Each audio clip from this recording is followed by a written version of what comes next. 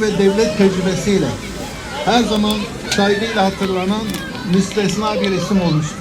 Şener Bey, değerli bakanımız, Diyarbakır'ımıza aynı zamanda bir hipodrom, Gıda Tarım ve Hayvancılık Bakanlığı olmasından ziyade biz kültür ve turizm. Şimdi de teşrifleriyle bizleri onurlandıran Türkiye Cumhuriyeti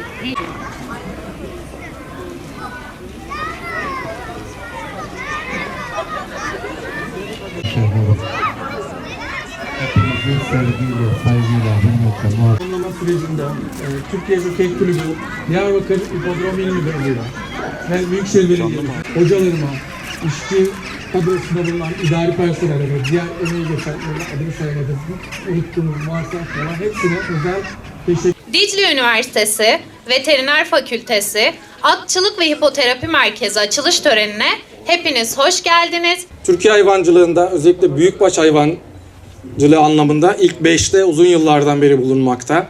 Koyun, keçi gibi küçükbaş hayvancılığında 3. sırada, manda yetiştiriciliğinde 2. sırada, ipek böcekçiliği gibi özel bir alanda ise Türkiye'de 1. sıradadır. Dolayısıyla hayvancılığıyla güçlü bir coğrafyada bulunan veteriner fakültemizde 33 yıllık bir geçmişiyle birlikte donanımlı bir altyapısı ve akademik kadrosuyla hem bu coğrafyadaki hayvancılığa katkı sunmayı hem de mezun ettiğimiz genç veteriner hekim arkadaşlarımızı en iyi şekilde, en iyi donanımıyla mezun etme gayreti içerisindeyiz. Bu bilinçle hareket ediyoruz. Özel bir alan olan, özellikle hipoterapi dediğimiz atla terapi ya da atla tedavi anlamına gelen bu özel alanda açılışı yapmak üzere toplanmış bulunuyoruz. Sadece yeni bir merkezin açılışını yapmakla kalmıyor. Aynı zamanda birçok bireyin hayatına dokunacak olan, onlara yeni bir umut ve iyileşme fırsatı sunacak çok değerli bir adım atıyoruz.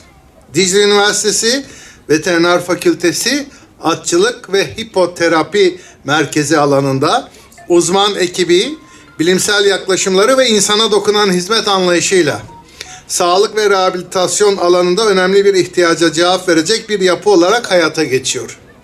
Hipoterapi, at destekli bir terapi yöntemi olup, bu yöntem fiziksel, duysal ve psikolojik gelişime katkı sağlayan, özellikle çocuklarımız ve özel gereksinimli bireyler için son derece etkili bir yöntemdir.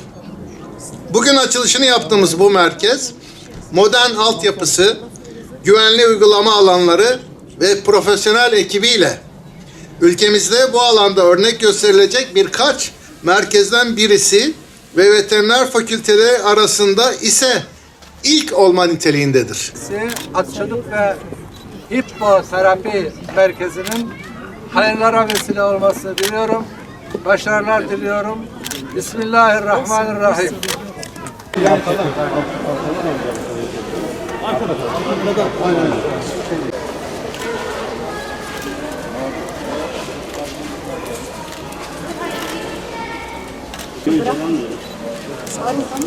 Hadi bakalım.